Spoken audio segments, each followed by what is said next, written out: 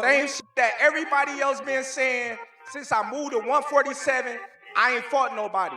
Every last one of them stump a mud hole in their ass and he gonna be next. Watch. So when I beat you, is you gonna be a nobody? When I stump a mud hole in your ass, is you gonna be a nobody? You gonna be just like everybody else. Watch. Watch. Canelo versus Crawford is just around the corner, and the tension isn't easing up. At a recent press conference, Canelo and Crawford exchanged verbal jabs once again. It all began when Canelo responded to a question about their previous press conference, where they had a physical altercation. But I didn't. He did before. He tried to welcome me back, and it just was my reaction. That's it.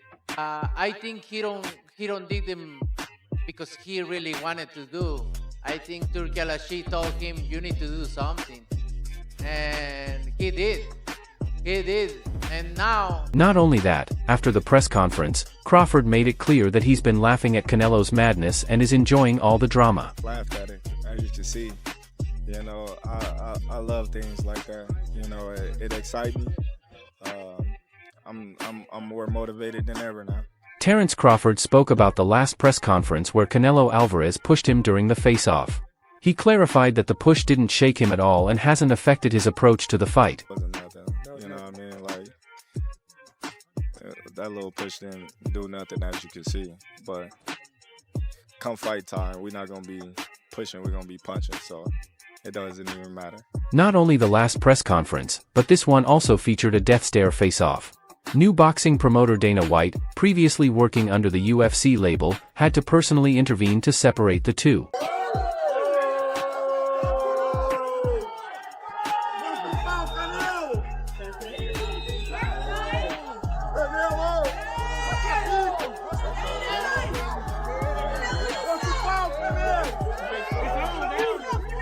This is not just a war, it's a once-in-a-lifetime event featuring two men who've conquered multiple weight classes, held numerous belts, and silenced critics at every turn. Canelo Alvarez reflected on his fight with Billy Joe Saunders, recalling how the pre-fight attitude and actions of Saunders fueled his aggression and intensity in the ring. He hinted that a similar situation might unfold in his upcoming fight with Crawford. Crawford. You know, a lot of MMA fans, UFC fans, may not have ever seen you fight before. And they might tune in because Dana and the UFC are involved. So what has it been like maybe introducing yourself to a lot of MMA fans? Canelo Alvarez said he lost respect for Crawford because of some of the statements Crawford made, particularly when he said he doesn't believe in meeting others' expectations. Canelo felt it seemed like Crawford had something to prove or something to get off his chest during the press conference. A little bit more personal because, you know, I did respect him. I don't respect him anymore because he say, I'm not gonna do what they want me to do and this and that. And then he tried to, maybe Turki Al-Ashi told him, hey, you need to do something because you seem so nervous in Riyadh. So and he tried to like he welcome me back, and that's why I pushed him. And you know, like I say, don't fuck with me. Does it bring a different Canelo then? Yeah, different. Canelo gave a similar statement at the press conference, where, in front of the media and boxing personnel, he openly claimed that it might be Turki's order for Crawford to walk him down, which led to chaos in the last face-off. He warned that messing with him would end Crawford's career. Before I respect his word because he say, oh, I'm not gonna let somebody to tell me what I need to do. And he did, so, but you know me. Just, I respect everybody, but if you me, so it's gonna be different. You know. Listen. Hey, we know, buddy. We know. First we and foremost. During a heated encounter between Terence Crawford and Canelo Alvarez, Crawford responded to rumors from Canelo's camp claiming he was scared. Crawford said he confronted Canelo to show he wasn't afraid and to signal that he was in control leading up to the fight. However, Canelo clarified that he never said this himself and pointed out that it was Crawford's uncle who made the claim. Somebody was in the room saying that I was scared of them. So I stepped to him and showed him who was the boss of this fight. I ain't scared of shit. Hey, I never say that. Your uncle say that, not me. Crawford remained adamant that he fears no one and said Canelo will realize this once they step into the ring. He also reminded everyone that during their previous press appearance, he wasn't hesitant to approach Canelo, despite him being a naturally larger fighter. Scared of and you're gonna find that out. As you've seen, the last press conference, We'll see. when I walked you down, when you were supposed to be the bigger man. Yeah, hey, you say that because you're fighting with nobody, and you obviously look like you're a great fighter. But you find out September 13th, this is gonna be different for you. And it's gonna be different from you as well. As well. On one side is Canelo Alvarez, Mexico's pride and the undisputed super middleweight champion with 63 wins, 2 losses, and 39 knockouts. He has faced top boxing elites like Gennady Golovkin, Miguel Cotto, Sergey Kovalev, and Caleb Plant. Amid all the hype from fans and fighters about the fight's magnitude, Hearn initially downplayed the Crawford buzz but now acknowledges it will be a big day for Canelo. See the presser yesterday, and I thought Canelo looked really well. Do you know what I mean? Obviously, he's a big lump, so I was always Canelo. Then I sort of leant towards Bud, but now I'm back with Canelo. So we'll see. No, Canelo's an all-time great. He's an incredible fighter, and look, I actually think this is a bad fight for him because Eddie Hearn revealed his leaning towards Canelo but described the fight as tough for both fighters. He acknowledged that Crawford's unique style, with sharp timing, slick movement, and constant adjustments, could turn the ring into a chessboard, forcing Canelo to play catch-up. I mean he'll engage a lot more than Skull, but he will be looking to do all the things where people have had success, which is use movement. Look at what Bivol did. Bivol had the perfect game plan. He boxed off the back foot, then he attacked, then he moved, then he, all that kind of stuff. And then Crawford will be looking to do exactly the same. Hearn continued, noting that Crawford views this fight as more than just a new title or a big payday. It's his ultimate mission. Crawford sees it as a chance to shed the label of merely a technical master and step into true greatness, the kind that makes history.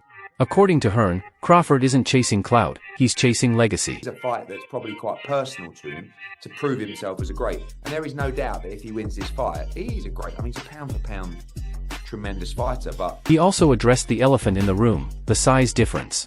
Crawford was a natural welterweight at 147 pounds, while Canelo has long been the 168 pounds champion. Despite the clear weight gap, Crawford kept calling out Canelo's name. Interestingly, Canelo didn't close the door. Instead, he left it open, saying that if the business aligned properly, he would take the fight seriously. 147, obviously 154 now. But the money's the money, and he was never going to turn it down. Canelo has fought and defeated champions in 4 different weight classes, rising from a teenage prospect to one of the biggest pay-per-view stars in modern boxing. He has built an empire inside and outside the ring with sharp counterpunches, a granite chin, and body shots that wear opponents down. At the press conference, he appeared more composed and relaxed than Bud. He shared his thoughts on collaborating with Dana White and the organizing team for the blockbuster event, emphasizing that UFC and boxing aren't competitors but partners. He said, "You make us look like we are competing, but I know I'm not. I always like Dana White. I like and respect all the UFC fighters, and I think we can show people that if we are together, we can do big things." He expressed excitement about working with Dana White, Netflix, and everyone involved. Canelo also acknowledged that Crawford presents something different for everyone, and now it's time to see how this new challenge plays out. Antonio Tarver spoke confidently about Crawford's mindset, saying he has a rare energy that sets great fighters apart, an unwavering, fearless presence that silences doubt and views no opponent as a threat. I've been telling y'all for the longest. That boy got that energy. You know what energy I'm talking about? What is that? Tarver energy. Yes, sir. Tarver. He got that. And so you know, when you get that, we don't see nobody, bro. Tarver then shifted his focus to Canelo Alvarez, offering a more critical view. While acknowledging Canelo's toughness, he noted that the Mexican star hasn't faced a real challenge in some time and that his ring movement hasn't been as sharp lately. Tarver warned that comfort can be dangerous, as it may cause even the best fighters to ease off the gas. He in there with a dog, Canelo. Now, the Canelo footwork ain't been what it's supposed to be lately, and he hasn't a real threat in a long time. Right. Now, sometimes we can get so comfortable in that zone, but now you got to go down deep to get ready for Crawford Crawford, you feel? We all know Crawford as a technician with a 40-0 record and 30 KOs, a switch-hitting puzzle yet to be solved by any opponent. Since moving up to 140 pounds, he has been unchallenged, dominating the 147-pound division by defeating Errol Spence Jr. in a shocking performance and recently winning a world title at 154 pounds. Now, boldly, he's moving up again to face the most formidable man at 168 pounds. Such ambition is rare, and even rarer is someone who can pull it off. Frank Martin shared his views on the different approaches William Skull and Terence Crawford might take against Canelo Alvarez. After Canelo's last fight, Skull leaned toward evasive tactics, which Martin felt was overly defensive. However, Martin doesn't expect Crawford to adopt the same approach. I don't think Terence gonna run from Canelo as much as that guy did. I feel like he gonna box for sure, but he gonna sit down on some shots. He gonna fight in spurts against Canelo, I feel. In Martin's view, Crawford may be at a size disadvantage against Canelo but will have key advantages like speed to compete effectively. He further explained that Crawford's smaller size could actually work in his favor, making him faster and giving him a real chance to defeat Canelo. Fast. Sometimes, man, like, just because a guy bigger, it don't always mean, like, he can crack, but, it's like Terence he gonna be the faster, he gonna be the quicker fighter, the more explosive fighter, too, I feel like. By explaining the disadvantages smaller fighters face against bigger opponents, he seamlessly argued how quicker-paced, smaller fighters can hold an edge over taller, heavier foes. His reasoning shows why speed deserves respect when matches are even or highly contested, balancing physicality with quickness. Man, don't mean nothing. A lot of times them guys be slower, Yeah. When a smaller guy come up to a higher weight, you just can't get hit by the bigger guy, especially if he a puncher. But a lot of times the smaller guy have an advantage, I feel like, because they quicker. This battle could redefine greatness for Crawford. If he defeats Canelo, a naturally larger fighter proven in multiple styles, Crawford would become the first male fighter in the four-belt era to hold undisputed titles in 3 weight divisions, a feat never achieved by Mayweather, Pacquiao, or Roy Jones Jr. This would be history written in bold capital letters. Among those rallying against Canelo is one of his former opponents, Floyd Mayweather Jr., who handed Canelo one of his most decisive defeats. In 2013, a younger Canelo was not just beaten but dominated by Mayweather in spectacular fashion. You could take a guy like Canelo, this guy could do, he can pick and choose who he want to fight. And I'm going to tell y'all the truth about Canelo. Easy, man. Cakewalk. Easy. Y'all sitting up here, y'all praising this dude. This dude was nothing. I was almost 40 years old when I cooked this dude. Easy.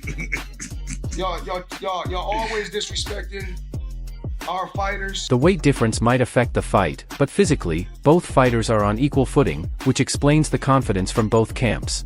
Trainer Brian McIntyre matched his fighter's energy with calm certainty, speaking not with trash talk but quiet confidence. He made it clear that while their strategy remains secret, the outcome is already certain in his mind. McIntyre isn't interested in hype or showmanship. His focus is on preparation, discipline, and trust built over years, elements he believes will lead to victory. He said, "We're just going to get out there and win. Do whatever we need to do to win.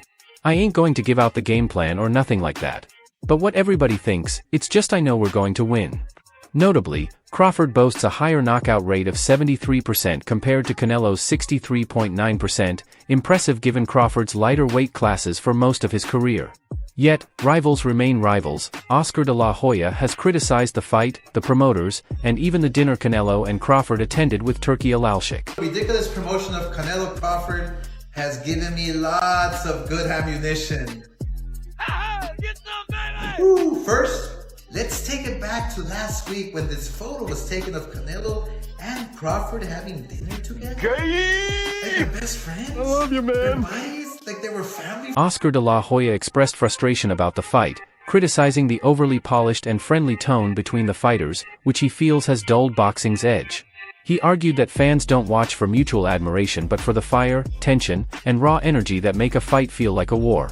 Comparing today's pre-fight atmosphere to past legends, he said rivalries like Muhammad Ali versus Joe Frazier or Mike Tyson versus Mitch Green wouldn't have worked if the fighters were seen casually dining together beforehand. Can you imagine Muhammad Ali or like Joe Frazier having dinner together? What? Can you imagine Mike Tyson and Mitch Green before a brawl? What the f? No boxing fan wants to see two fighters having dinner together. We could have a dinner on Wednesday night. He then doubled down, saying the real draw of boxing lies in the build-up, the tension and emotional stakes that make every round feel like life or death. When the promotional narrative feels forced or overly polished, it loses its spark. Bad blood. We want anticipation. We want to feel like an actual war is about to happen. Not caviar and champagne together while they're staging their trilogy. Jesus Christ. Oscar made a personal jab, urging Bud to bring up the controversy around Canelo's failed drug test linked to tainted meat, a nightmare that has haunted Canelo for years. It was a calculated move by De La Hoya to ignite real heat and change the emotional tone of the promotion. He mocked, come on. Anybody else not buying this? Nobody got time for this. Crawford, if you want to actually make Canelo mad, just tell the truth about him and his tainted meats. But this fight isn't just about stats or numbers, it's about legacy. Entering this fight, Crawford is a two-time undisputed champion with nothing left to prove, yet he craves the challenge that could elevate him to immortality. Meanwhile, Canelo has ruled for so long that he can only keep his throne by defeating the man everyone expects will dethrone him. British boxing journalist Gareth A. Davies offered a blunt reminder of what Crawford is facing, delivering a raw, honest take without sugarcoating what this fight could become. Fight for both men. Canelo always looks for the knockout, as he says. He will be planting his feet. And as I said to Terence, are you prepared to be hit harder than you've ever been hit before? Obviously, he doesn't want to be hit, but Canelo will hit him harder than anyone he's probably been in against. I know. Davies puts it plainly, Canelo isn't coming to box softly, he's coming to hurt.